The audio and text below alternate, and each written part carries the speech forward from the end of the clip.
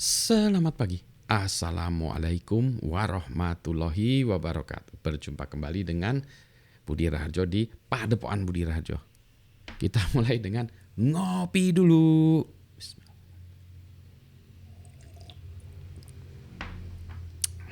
Sedap pisan, sedap banget kopinya.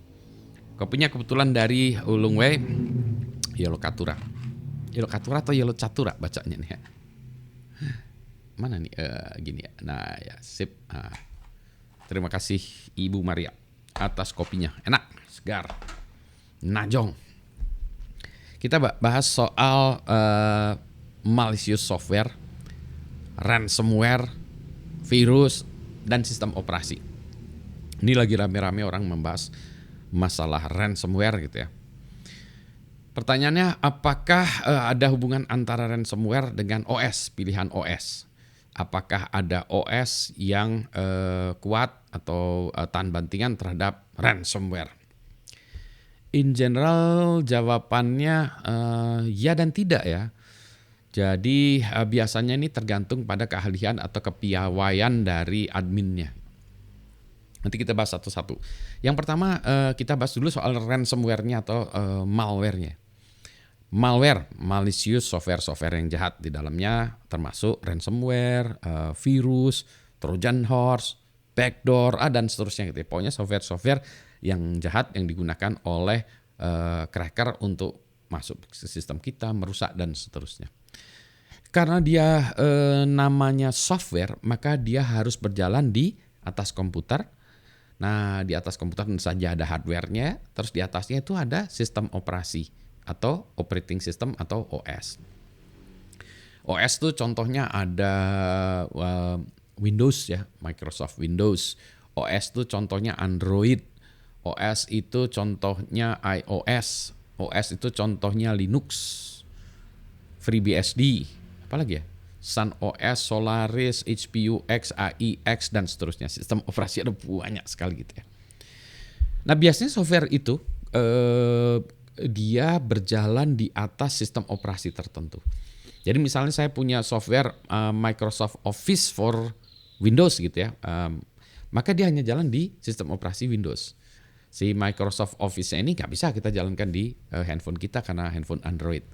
Demikian pula sebaiknya kalau kita punya satu aplikasi Android gitu ya, APK-nya atau apanya itu ya, kita bawa ke sistem operasi Windows jalankan sana nggak bisa. Kecuali di atasnya ada emulator gitu ya. Nah, demikian juga kalau saya punya aplikasi database untuk Linux saya jalankan di Windows tidak bisa. Saya punya aplikasi Photoshop misalnya di Windows saya pasang di Linux, dijalankan di Linux tidak bisa dan seterusnya. Jadi software itu harus berjalan di atas sistem operasi tertentu. Nah, demikian pula si malware atau ransomware ini dia juga harus jalan di atas sistem operasi tertentu. Sehingga kalau kita punya misalnya kita diserang oleh ransomware yang dia menyerang sistem Windows misalnya, dia tidak bisa masuk ke sistem berbasis Linux misalnya ya. Dan demikian pula sebaiknya. Kalau kita mau menyerang sistem Linux gimana? Kalau diserang sistem Linux berarti harus ada ransomware yang didesain khusus untuk variasi sistem Linux tersebut gitu. Nah, variasi ransomware atau malware ini ada nggak ya untuk sistem operasi tertentu? Biasanya memang orang membuat ransomware atau malware itu ditargetkan kepada sistem yang banyak penggunanya. Makanya banyak di Windows itu bukan karena Windows jelek atau apa, bukan, karena target marketnya banyak. Sehingga orang membuat malware itu di sistem operasi Windows karena targetnya banyak gitu. Dia serang ke situ dengan harapan banyak orang yang kena gitu. Nah, maka si malware-nya ini yang biasanya menyerang Windows tidak akan mampu menyerang Linux. Tentu saja si pengembang malware ini juga membuat versi Linuxnya di kemudian hari ya kalau dia melihat ada kebutuhan gitu. Contoh kasus Lockbit misalnya. Lockbit setahu saya ada versi yang menyerang Linux ya. Dan VMware. VMware bukan OS ya, tapi di atasnya lagi ya.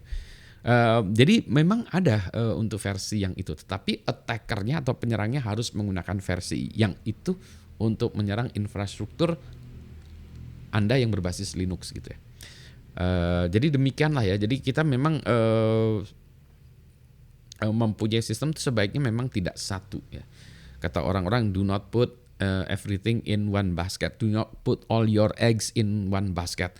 Jadi kita jangan taruh semua telur kita ya. Kalau kita jualan martabak gitu ya, jangan taruh semua telurnya di dalam satu basket. Kalau basketnya itu diserang jatuh atau apa, hancur semua telurnya, nggak bisa masak, kita nggak bisa buat martabak gitu. Jadi gitu. Jadi memang dalam satu kuliah juga saya usulkan juga memang kita tidak satu jenis OS. Nah ini susahnya. Satu jenis OS gampangnya kita bisa cari admin yang bisa ngelola semua. Tapi kalau kena masalah ya, sakit, malware, attack segala macam, bubar semua. Kebanyakan juga misalnya ada 12 jenis OS, wah itu repot. Repotnya apa? Karena susah mengadminnya. Cari orang yang mengadminnya, mengupdate itu susah banget ya, 12 jenis tuh ya. Jadi susah banget ya mengupdate gitu. Ya kalau gitu mungkin 2-3 jenis ya sistem operasi tuh oke lah. Tapi ya itu Anda repotnya adalah mencari SDM yang mampu mengelola, paham sistem operasi tersebut dengan baik ya. Bukan hanya baik, malah hebat gitu ya. Jadi susah ya cari SDM-nya. Tempat kami kebetulan kami harus tahu berbagai jenis OS. Jadi ini tahu nggak? Ini nggak? Kalau ditanya Pak Budi pakai apa, di saya saat ini memakai, depan saya ada 3 jenis OS ya. Dan ini ada Mac OS, di belakangnya ada Linux OS, terus ada desktop yang untuk main game itu Windows. Jadi ada itu. Di belakangnya lagi ada lagi varian dari Linuxnya juga beda-beda ya, meskipun Linux ya. Saya juga dulu mengelola Sun OS, Solaris itu grupnya Sun, HP UX dari grupnya Hewlett Packard HP, AIX dari grupnya IBM. Apalagi ya dulu mengelola banyak lah ya. Ada satu lagi, saya nggak jelas tuh dulu ya, karena dia sangat spesifik. Sebentar, specs itu kalau nggak salah Sun OS juga. Belum lagi ditambah OS yang dipakai untuk perangkat-perangkat ya spesifik. Ada yang pakai NetBSD, OpenBSD ya, spesifik Netgear, devices, firewall, IDS. Beda, kadang-kadang dia menggunakan stripped down version dari some kind of OS ya, Linux based OS atau BSD based OS gitu. Kembali lagi. Jadi kalau saya sarankan sih infrastruktur di tempat Anda sebaiknya memang jangan satu ya. 2 atau 3 jenis lah, sehingga kalau kena masalah tidak semuanya habis. Itu juga begini ya, diasosiasikan juga dengan mungkin biologi ya, kemanusiaan ya. Kalau manusia itu satu jenis semua, gennya sama semua, begitu ada satu virus, habislah semua umat manusia itu.